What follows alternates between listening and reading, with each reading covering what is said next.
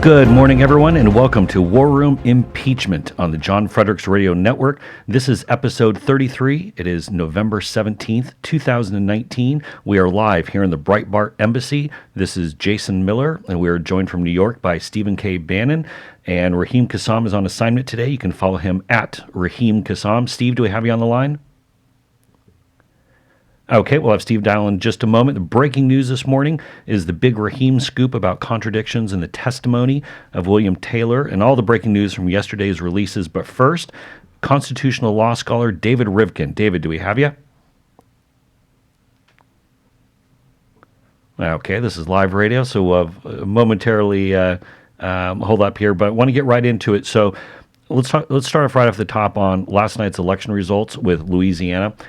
This is one of the things the media is trying to beat up on President Trump.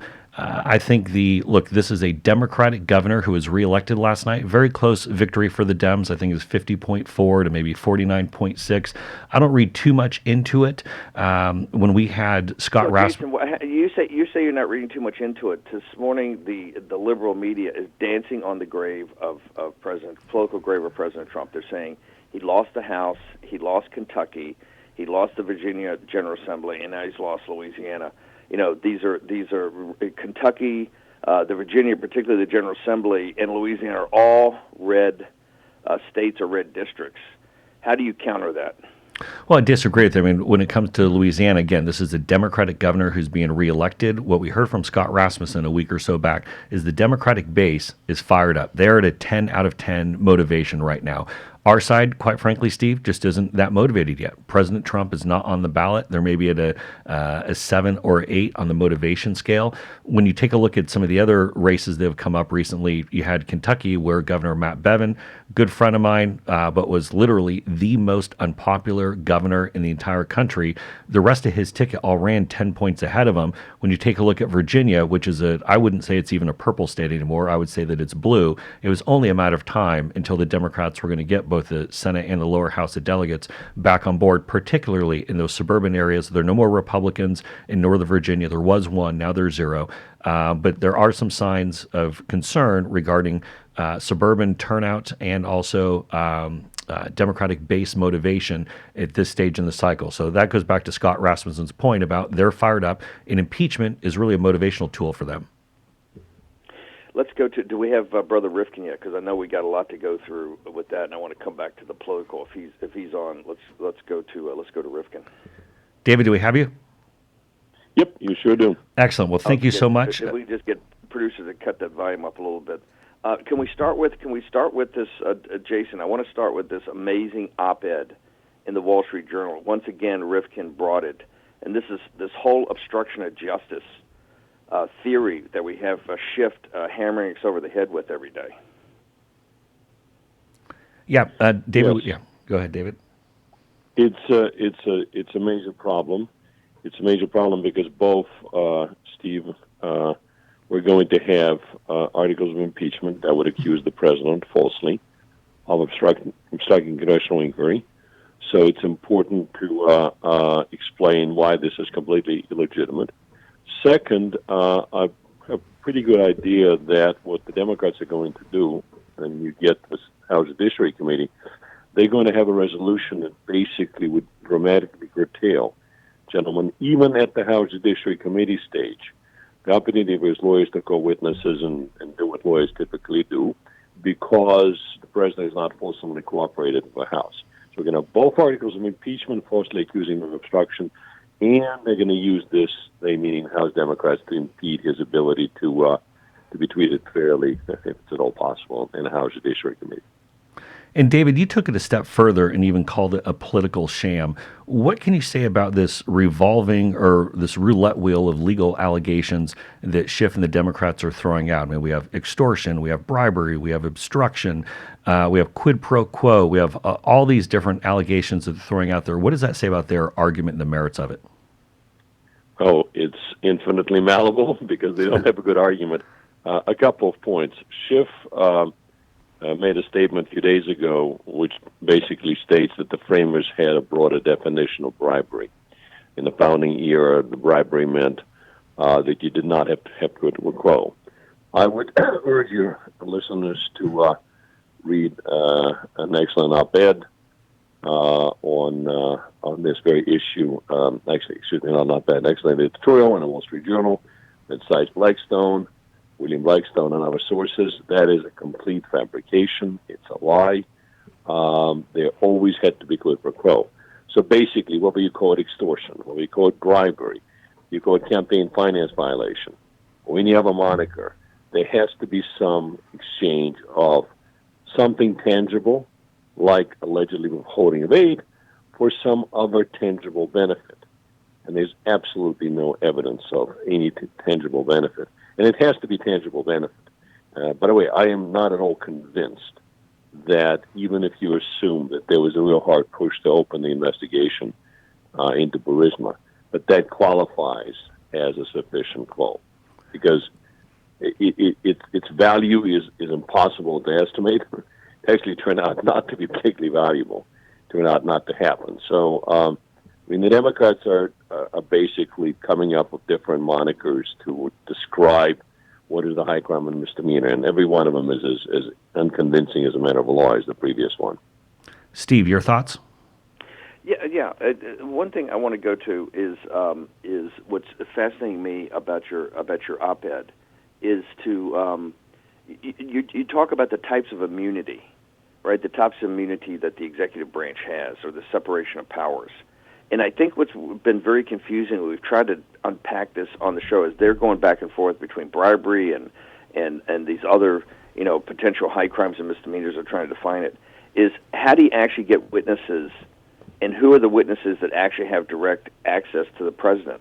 Can you walk us through, this is what we don't understand. Why did the OMB guys sign up yesterday? Why are other OMB guys not coming? Why are certain people coming forward? What is this whole situation with the Kupperman situation? Right. Can you walk us through that, David? Sure. Very briefly, there are two different issues. One is what substantive offenses the Democrats are putting on the table. And the second is what is their ability to develop facts that buttress this. It is to the latter issue that privileges apply, and that two privileges long established before this president got into office. So there's a national security privilege, which is the privilege to withhold national security information, no matter who in the executive branch possesses it. It dates back to a state secrets privilege, which was first asserted by President Jefferson, and has been repeatedly recognized by the courts, again, going as far back as 1807. The second privilege has been articulated a bit more recently. It basically dates to 1971 and was done by then young William Rehnquist, who was not on the court yet, obviously. He was the head of Office of Legal Counsel. And that's the immunity for immediate presidential advisors. That immunity, as the name implies, only applies to people who are in immediate daily contact with the president. Would have applied to you, Steve, given your job at the White House. What's unique here is both of those immunities operate together, because we're talking about Democrats wanting to have people like Kupperman, like Bolton, like Mulvaney, who are immediate advisors of a president, but also we're not asking them about some domestic policy issues, or seeking to ask them about some domestic policy issues. They're seeking to ask them about national security. So both of those privileges working together. I believe firmly that if it ever got adjudicated at the Supreme Court level, we're going to get to five justices at least that would support those immunities. Without those immunities, Steve, the president cannot function. Okay, these are immunities that essentially his ability to govern and discharge his constitutional duties. Now, all that means is that he can order people legitimately not to testify and not to produce documents. Does not have anything to do with the substance of the charges, and obviously, I happen to believe that those charges are specious in any case. But again, two issues. One is the substance, the specific names for what his alleged crimes are, but Democrats keep changing. The second is whatever procedures and privileges that govern his ability to resist congressional requests. Well, see, they asked for, correct me if I'm wrong, didn't they put forward this theory of having a blanket immunity so that it's just not a small core of advisors around the president, given the 1971 ruling by the Office of Legal Counsel, but it's broader than that, I mean, where do you stand on that? Is it just a handful of advisors, which would be the chief of staff and maybe For three or four or five presidential people around him? immunity, Steve, it is a handful of advisors. For national security immunity, it doesn't matter in whose hands it is. Again, one immunity is based upon the people's position relative to the president. The other immunity is based upon the nature of information.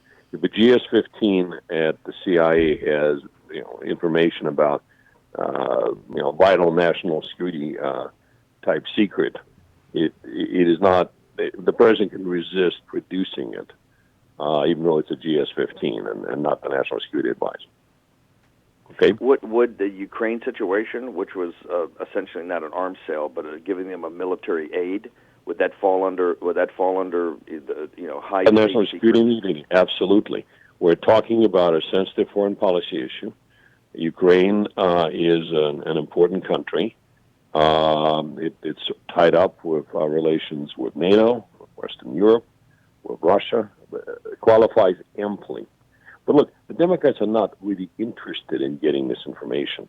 The Democrats want to get information from secondary and tertiary sources that essentially people who don't have any first-hand knowledge and who are sort of engaged in a foreign policy seminar, kicking the president on his foreign policy, both process-wise and substance-wise. That's why they're not fighting it. They're not fighting it, Steve, because A, they are not interested in taking the time that everybody in the past has taken and not rushed impeachment proceedings. They just want to get it over and done with. And second, they don't think they're going to win, which is why they withdrew Kupperman's subpoena. And David, the key, did they have, Jason, let me jump in a second because I'm just now fully grasping this. If these two issues about the core small group of advisors around the president, which has immunity, and the national security, if they don't pursue this, then you're arguing they don't really have an obstruction of Congress.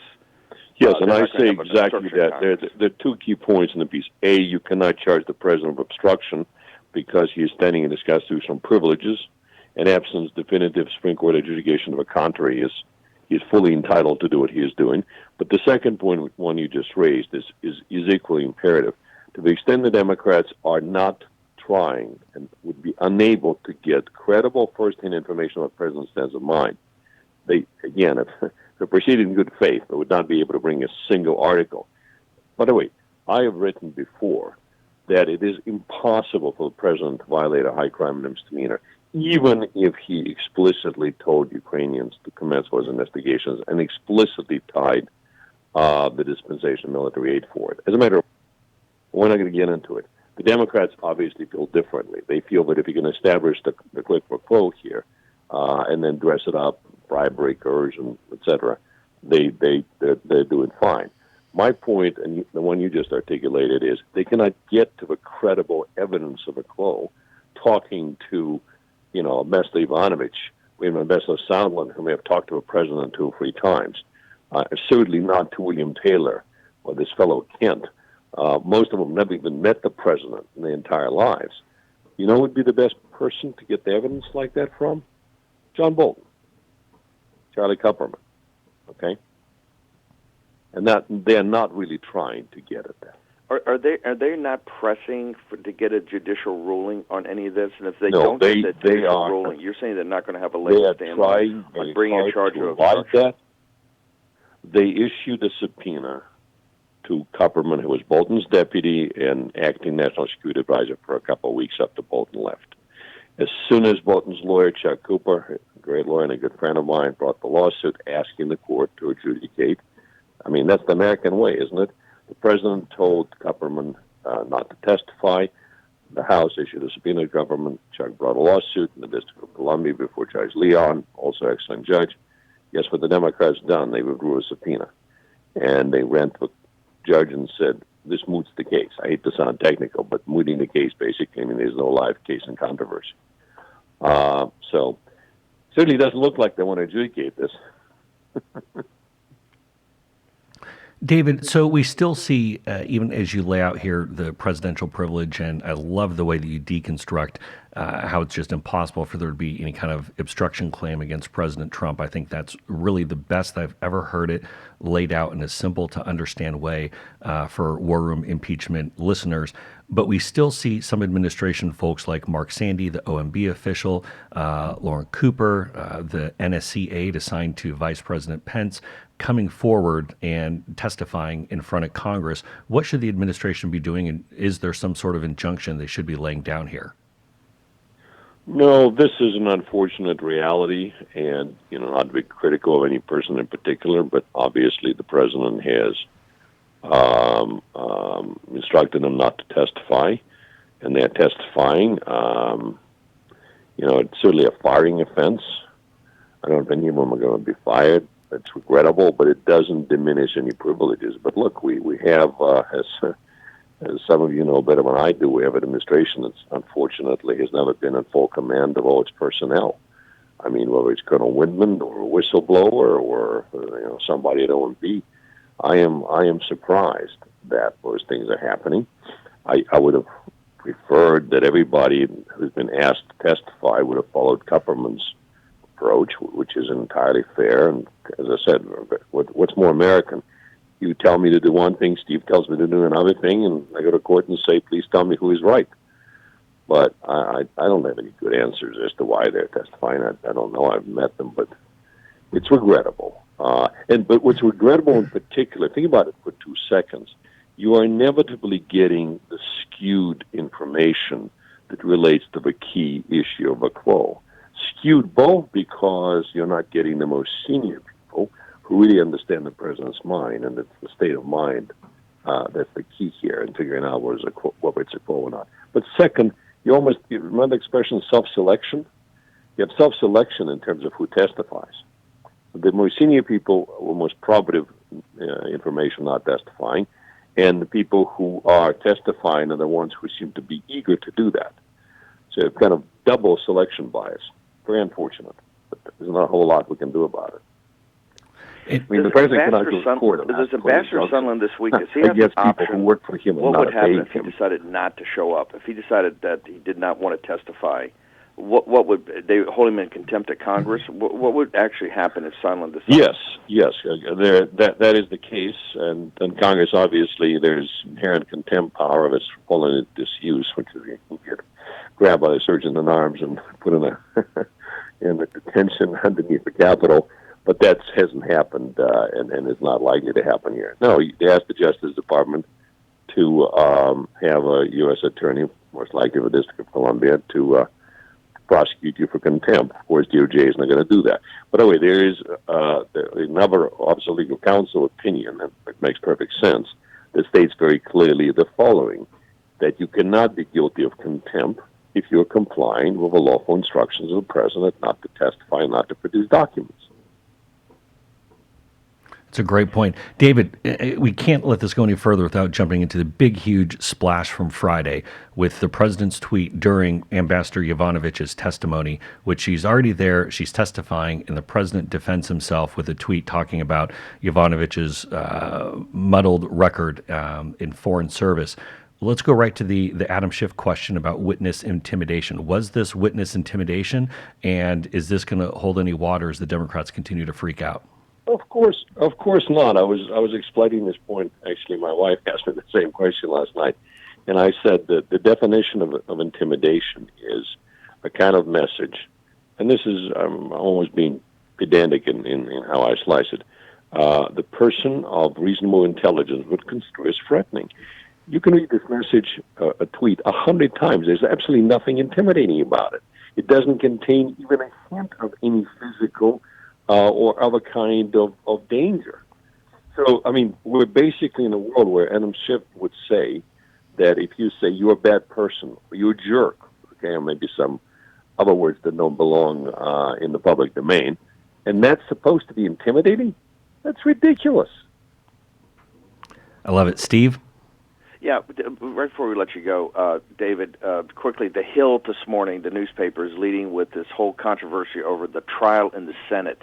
Essentially, do they go broad and try to bring in Hunter Biden, or they just stick to the charges or the potential charges that are delivered by the by the House. What would be your recommendation? We only got a couple of minutes, but what would your recommendation be to Mitch McConnell as they think about this? I'll be brief. I think Mitch is in exactly the right place. It's too early to figure out which witnesses should be called and how long the process will take.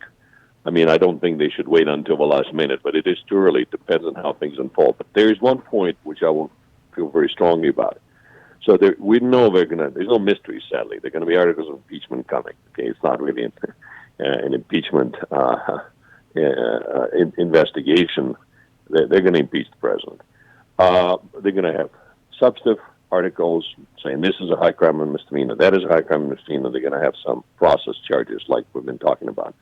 I think the Senate should dismiss process charges without any trial because they're so ridiculous. And by the way, there's very briefly a precedent for it. There were 11 charges against President Andrew Johnson that came from the House. 3 of those were dismissed by the Senate without any trial, including the particularly ridiculous charge that accused Andrew Johnson of delivering free speeches that exhibited hate and ridicule and defamed the House. So to me, any obstruction charges are comparable to those 3 charges. So I would say some articles should go out for trial. Some articles should be dismissed as ridiculous in their face. And this is key because I hadn't heard before the thought of dismissing some of the articles, but pushing forward with a trial on others. So this is very insightful, I think. Steve, we literally just have a minute left. Is there anything else you want to ask David before we let him go? I tell you, David Rivkin, you've done such a magnificent job. Your 2 pieces in the Wall Street Journal have changed, I think, the direction of this entire inquiry. And as interested parties in following this and getting this information out to the people, all I can tell you is that please continue it. Your wisdom and guidance to this has been immeasurable. I'll do that. A pleasure, and thank you. Bye-bye. Thank you, David. And a reminder, this is War Room Impeachment on the John Fredericks Radio Network with Steve Bannon, Jason Miller, Raheem Kassam. Stream us live at warroom.org. Download us on iTunes, Spotify, Google Play, Stitcher. And starting tomorrow, we are going national on the Salem News Radio Network. We're all very excited. It is time for us to go and pay some bills. We'll be back right after the break to dive into all new transcripts, this week's upcoming hearings, what Louisiana means, and Mayor Pete, is he real? Thank you. War Room Impeachment. Here's your host, Stephen K. Bannon. And we are back. This is War Room Impeachment on the John Fredericks Radio Network with Steve Bannon, Jason Miller, and Raheem Kassam. This is Jason Miller coming to you live from the Breitbart Embassy. Steve is up in New York, and Raheem is on assignment today. You can follow him, as always, on Twitter, at Raheem Kassam. Very entertaining. And you can stream us live at warroom.org. Download us on iTunes, Spotify, Google Play, Stitcher, all of the platforms. Many people say we're on all the platforms. And starting tomorrow, the big news, Steve, we're going national on the Salem News Radio Network. Steve, first up, Raheem's big scoop yesterday that has Washington talking about these contradictions between Holmes and Taylor. This is what Raheem and the team is doing every day. They're going through the testimony. They're going through in deep dives of these opening statements. And I think what he found is a big contradiction, don't you think, Jason? Yeah, absolutely. And so to give people an explanation here, so we have David Holmes, who is he's the political aide he's a political aide for Taylor, who said that he overheard this conversation between Gordon Sondland and President Trump, and Ambassador Taylor said he only learned of this overheard. Well, this is the thing that makes this important is this was the bombshell testimony. This is what drove clicks, and this is what drove everything on Wednesday's testimony. When they had Hunt and they had Ambassador Taylor up there, the big reveal was this bombshell, tidbit they had about this new, the new conversations they had. Even if you saw Saturday Night Live last night, the opening skit, they made a very big deal about the bombshell revelation of this conversation. Yeah, and put this into context, the ambassador to Ukraine, or former ambassador and currently the interim ambassador, so to speak, Bill Taylor, comes up, very distinguished gentleman, long career in foreign service, and he breaks this news that, oh, hey, thought bubble, by the way, last Friday, I found out that one of my aides was with Gordon Sondland when he was talking to President Trump on July 26, and he overheard the following. Now, Steve, put aside the ridiculousness of every one of us who's listening right now has sat next to someone as they were talking to another person on a cell phone, trying to make out the conversation. You think you hear one thing, and the person's like, no, no, no, no, this is what was said, this wasn't. But Bill Taylor is talking as everything came down on 2 tablets from atop the mountain, and trying to make it sound like this is exactly what happened. But then David Holmes comes in and directly contradicts Taylor, saying, no, no, no, no. We told him about this last August. And so this entire thing, these inconsistencies, go to the fact of who's telling the truth. Can you put any stock in an overheard conversation that is then second, third, fourth-hand information? No, I think it sounds utterly absurd. But let's talk about, what Raheem broke was actually, I think, shows major contradictions in his testimony, and I think may call into question the entire testimony of the guy. Well, yeah, and I think also there are real issues here. Did these two gentlemen, Holmes and Taylor, impeach each other? Could either one of them be up for perjury charges? Because there's no way that Holmes went in there, and he's the one who was sitting next to Gordon Sondland and supposedly overheard bits and pieces of a conversation. But Taylor, when he testified last week publicly, he couldn't have been any more clear that this is exactly what happened. And this drove 24, 48 hours of news in the United States. Oh, no, this was the big bombshell. At the time I was saying this is the big reveal they've got, but to know that there's some contradiction, and we always thought it was fishy from the beginning, how this thing actually took place, but to know that there's contradictions, I think, and this is why I go back to the fact that you need the killers on these committees. You need the Lee Zeldins. You need the Mark Meadows. You need people that can augment Jim Jordan, right, to really drill down here. But I think this needs a lot more further exploration. Well, Stephen, there's a second contradiction in Holmes's opening statement for his testimony that was leaked out, and this one's not near as big of a deal, but I think it warrants mentioning. On page 6 of Holmes' leaked testimony, Holmes testified that he, quote unquote, overheard Sondland and the president talking about the investigation, singular.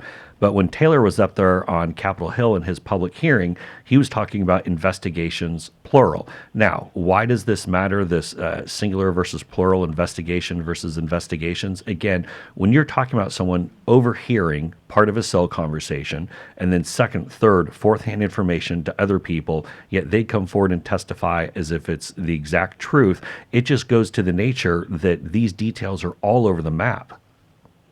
Exactly. I think this is one of the things that Raheem's done such a great job on, and going through this, is that you're starting to see these differences, and I think this has to be fully explored. This is a pretty big difference. We're not trying to, what we said is the granularity here and the substance. The more granularity you have, the more substance you have. I think it helps the president. Steve, next thing I want to get into is yesterday, OMB official Mark Sandy testified behind closed doors down in the Schiff Speakeasy, down in the basement of the Capitol, or the Star Chamber, or the secret. Well, first of all, David, Jason, this is what I understand. How are we back? And this is what boggles my mind. Next time we get Rivkin on here and have more time, we got to go through it. How are they running a process where it's like the old run and gun offense? How are we in a situation where they? How are we in a situation where we have they're still collecting information. They're still collecting information on the doing the Star Chamber at the same time they're doing the public hearings. Because it's all political theater. This is all a circus. The House is not actually a trial. This is a political operation being run by Adam Schiff and Nancy Pelosi. When we get over to the Senate, there will be an actual trial where senators are sworn in and jurors, but this is all a singular mission to manipulate the media, which, by the way, they're going with just like lemmings, to try to hurt President Trump. So talk to us about so Holmes was down there yesterday. To tell us what the big reveal with him was. Yeah, so yesterday we had OMB official Mark Sandy, career OMB official. He ultimately was the one who oversees foreign aid distribution and things like that. Of course, we don't know the. Now he's the fourth. He's the fourth in the chain of command. We have Mulvaney, right? You have Vogt, who's the deputy. You have Blair, that's the head of national security. So this is the fourth guy down the food chain, correct, Sandy? Correct. And again, we don't know exactly what happened because Adam Schiff is playing his game. It's all behind closed doors. But of course, we saw both Schiff come out after the hearing and basically make it sound like the sky was falling. This was another day of damning evidence against President Trump, playing the typical Democrat media leak game. But then Congressman Lee Zeldin, one of the absolute killers, someone who should be on that Intel committee, by the way, along with Mark Meadows, came out and held a press avail or a gaggle where Lee Zeldin said, "Today we saw a hole blown through the Democrats' impeachment theory. And second, today was a really bad day for Democrats and the resistance." So that's what we heard from Lee Zeldin right after this closed-door hearing. I thought that's one of the most powerful things. That's where we need these guys. I mean, I thought that press gaggle, laid it out, that he described that when you understand what the hole's about, that this is going to be exculpatory. So I think you're seeing, and this is the difference in how the Democrats weaponize information and how the Republicans come out and kind of in a very straightforward manner, actually talk to the press and give them some details. Stephen, I don't think we can underscore how important it is what both Zeldin and Meadows did yesterday after this hearing. This is the first time, and correct me if I'm wrong, that I've really seen Republicans immediately after a closed-door hearing come out and play the Democrats' game of framing what happened inside without revealing anything that would obviously violate any confidences or security concerns. But typically what we've seen previously, we've had Ted Lieu, we've had Adam Schiff, we've had all the clowns in the Democrat brigade come out and say, this is terrible for the president, this is horrible, the sky is falling, but I can't say anything more. But what we saw yesterday was Zeldin and Meadows did from a communication strategy standpoint, it was critical. Well, you saw Mark Meadows. So for those at home, you saw Mark Meadows. I think it was on Thursday or Friday at the end of testimony. Actually, jump in with Jim Jordan. He and Lee Zeldin were right there at that press avail, at that little gaggle they had. So you're seeing that these are forward-leaning. Not that they ask great questions, but as you know, they can actually take information and know how to kind of break through the mainstream media. It's one of the reasons Zeldin, Gates, and Meadows are so important to have, to have in these committee meetings. So, Steve, one of the things that came up from this post-hearing press avail that really came to mind is we want to know what Mark Sandy said as to why the aid was held up. I think this is really important that we get the full answer of this. And, Steve, there's another point here. So we have this top-secret, super quiet hearing that's down in the Schiff Speakeasy. We have to have this transcript released in advance of all of this hearing palooza coming up on Tuesday. And also keep in mind that we don't have Mark Sandy, the OMB official, or David Holmes, the political aide to Taylor. We don't have either one of them scheduled yet for next week. So we need to get that hearing out there. Otherwise, this will be the Democrats playing their spin game. But by the way, I think it's very important that he said that you need to have all the transcripts from over the weekend that were done in the Star Chamber. Plus, I think there's a couple other transcripts. I think there's two other transcripts haven't been out. What Meadows is asking for and demanding that before you call the first witness back publicly on Tuesday, and Jason, I think this week is jammed. I think Tuesday there's 4 witnesses, correct? There's 4 witnesses. And so you got to get all the transcripts out so places like War Room, impeachment, and the House staffs can go through these, and you can turn Raheem Kassam and his team over to it so they can start to pull out the nuggets. Yeah, absolutely. And as a reminder, this is War Room Impeachment on the John Fredericks Radio Network. Steve, so this week is probably the most critical week that we've seen of this so far. It's, as I said, it's hearing palooza.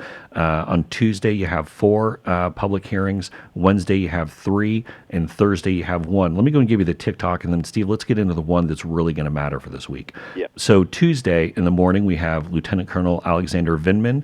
The reason why this is important, remember when Vindman came up to the Hill previously, he was in full uniform, subverting the chain of command. But this is the difference between still photos and leaked transcripts and how you perform on camera. This is literally like a checkers versus chess. This is a football versus basketball. These are two completely different events that are going on because we're going to see how he performs when he's on camera. We're also going to see Tuesday morning Jennifer Williams, the aide to Vice President Pence. And then in the afternoon, we're going to see Kurt Volker, or as Holmes referred to him as one of the three amigos. And then we're going to see Tim Morrison, who, by the way, Steve, Tim Morrison actually had some things in his testimony that really helped us. Yes. And then as we look... Remember, he was requested after he went for his audition. Adam Schiff and the Democrats did not want to call him. This was one of the ones requested by the Republicans. So he's a guy that auditioned for the cast and didn't make it in the show trial for the Democrats. This was requested by the Republicans. That's why we think Morrison is going to be a very interesting witness. Yeah, and Morrison testified that he heard nothing illegal between President Trump and President Zelensky. And keep in mind that it was, for all this talk, Steve, I saw some of these BS headlines saying, person testifies that, why this was moved from one server to the other, and they tried to drum it up as something scandalous. Well, Morrison, the career NSC official, was the one who requested that it be moved to a different server. That he's the one who thought it might be politically sensitive. So this is a career NSC official trying to make a political judgment call. And look, Morrison, to his credit, he owned it. He's like, yeah, I was the one it was my gut check on that. And here's what I think, and this is a counter-narrative that we're going to develop during the week, and I think that Morrison is going to be a key figure in this.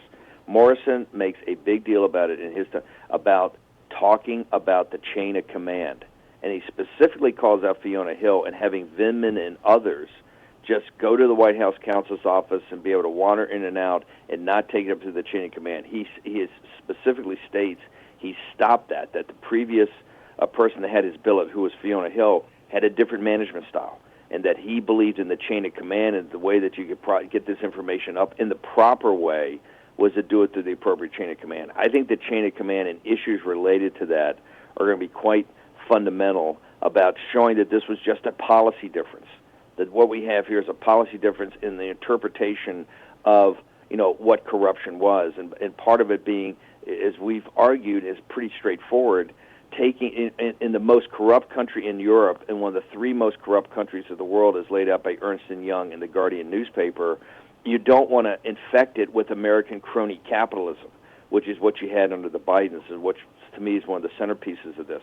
In Morrison's testimony, I'm sure when he shows up, I'm sure the Republicans will drill about what about the chain of command. Why wasn't it followed before you got there, and what did that lead to? Steve, I want to stick here with Morrison for just a moment, and this kind of leads into what's really going to be the single biggest story for this whole week. Morrison said that he suspected Gordon Sondland's stated influence with the president might be exaggerated, as in, you think? What are your thoughts on that? And as we go into Wednesday, when Sondland is scheduled to have his public hearing in the morning, this is everything this week. This is going to be the week of Gordon Sondland. And what do you think happens, Steve, if Sondland were to say, the president and the administration have exerted presidential privilege, so I'm not going to come in? What do you think the different ramifications are of what Sondland might do this week? Well, I think, listen, the Democrats have now, pushed this, but with the bombshell, quote unquote, the bombshell and everything we've seen, they're trying to shove Sondland into being front and center here, right? And so we'll have to see. I look at Morrison that says, hey, it was vastly overrated. I would think you're going to see that, I believe all of this has been normal course of business. I think this has been normal course of business. This is clearly under the president's authority to try to look into corruption, right? It's particularly in his authority to look at infecting already a corrupt situation, putting American taxpayer dollars, which he's no fan of foreign aid, and actually have it wrapped up into American crony capitalism, as you see in the Bidens. And so I anticipate that Sondland is going to be very straightforward. Now, I will tell you that drama in the theater and the pressure is something else. As you can see, Jason, the way that Schiff and these guys are teeing this up, they're betting the entire ranch on abuse of power, I think, on Sondland's testimony. That's where I think they're coming down to. So it's going to be it's going to be quite dramatic come this week. It's going to be high drama. But Steve, it's I agree with you 100%, but it's not just the Democrats. I think also Republicans are starting to put out indications that Gordon Sondland is someone who is constantly trying to demonstrate value. This guy's a climber. I mean, let's take a look at Gordon Sondland's history. I mean, first of all, this guy was essentially all over Mitt Romney to try to go and help him out. As Mike Bender from the Wall Street Journal very thoroughly deconstructed on Inside Politics this morning with John King, Bender went through everything from Sondland's history, how he gave money to the Democratic governor of Oregon just to get on the film commission. Obviously, he was on board with Trump, then off board, then on board, then off board, and then after the election joins on to the inaugural. Oh, yeah, he was not. I mean, people should know that he was not a Trump. He was definitely not a Trump. He was not a Trump supporter at all. And any, I mean, initially he was, he had other candidates he backed up, and he was also someone who fell out with President Trump during the campaign. It was only after Trump won on the inauguration committee that he came forward. Yeah, Sondland famously took his name off of an invite after Khizr Khan and the whole Gold Star family blow up in the summer of 2016. I mean, the guy's definitely a flake, and it just you can tell he's a bit of a dilettante. The way that he bounces around and constantly tries to demonstrate value and prop himself up. This guy's a complete climber, and I think this is where, Steve, we've heard the term getting thrown under the bus. But I think he just has a series of Mack trucks that are heading his direction this week from both sides. Yeah, I think this is going to obviously this is going to be the centerpiece. And look, he may decide. That's why I asked David Rivkin. He may decide that he's not going to show up, and we'll have to see what the heat is put on him. But I think that he's going to talk to his lawyers about a range of options. Exactly. Steve, we have a few more minutes here. I want to get into domestic politics here for a moment. New polling out shows Mayor Pete surging to be the clear frontrunner in Iowa, with Biden and Warren and Sanders almost a full 10 points behind. What's your take on the rise of Mayor Pete, and is he the real deal? Well, the first thing, Jason, I think the entire Democratic, I think it's one of the reasons that the Democrats in the House and Nancy Pelosi are pushing this so hard. You saw from David Rivkin today of how this was not, how the obstruction theory really doesn't look like it's going to play. And, they're pushing so hard. One of the reasons I think they're pushing it is that the Democratic field is so weak. This is one of the reasons I think you're seeing it push so hard. Exactly, and we're going to see, even on the timetable, this thing's going to go until mid-February. We're going to be past the Iowa caucus. We're going to be good chance we're past the New Hampshire primary while this is still going in the Senate.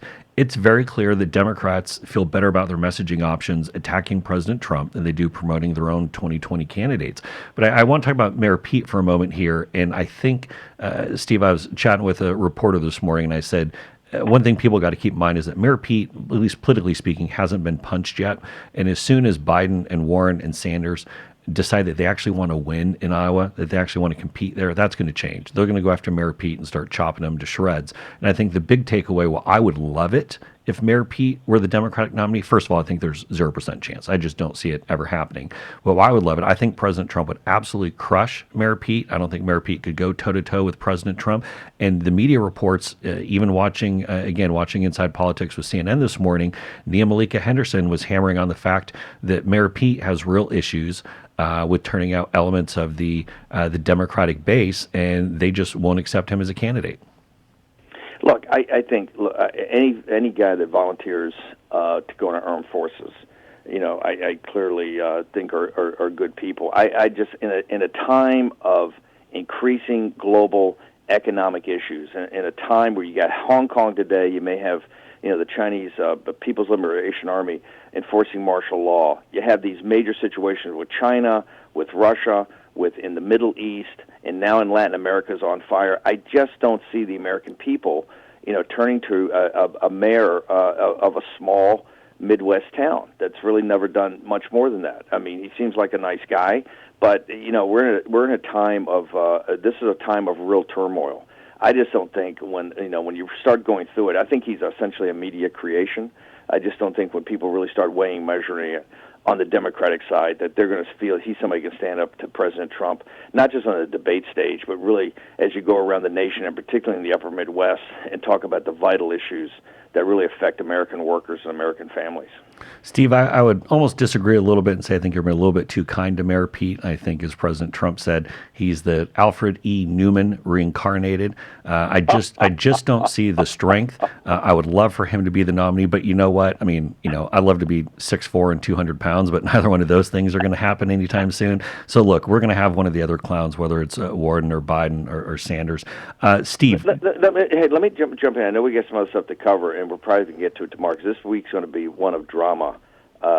Jason, don't you see? I mean, you as a media guy, this is going to be made-for-TV drama this week. You have all this testimony. You're clearly going to have pushback by the White House and other allies of the president. I mean, how do you see this playing out this week? I think this is going to be the big run-up to Gordon Sondland's testimony on Wednesday. I think this will be a big snowball that starts building, that they want to build this to there being some kind of scandalous action in the conversation between President Trump. Steve, we have about 10 seconds left, so we got to go. I want to thank everyone for tuning in today. This is War Room Impeachment on the John Fredericks Radio Network with Steve Bannon, Jason Miller, Raheem Kassan. Stream us live at warroom.org. We'll see you tomorrow.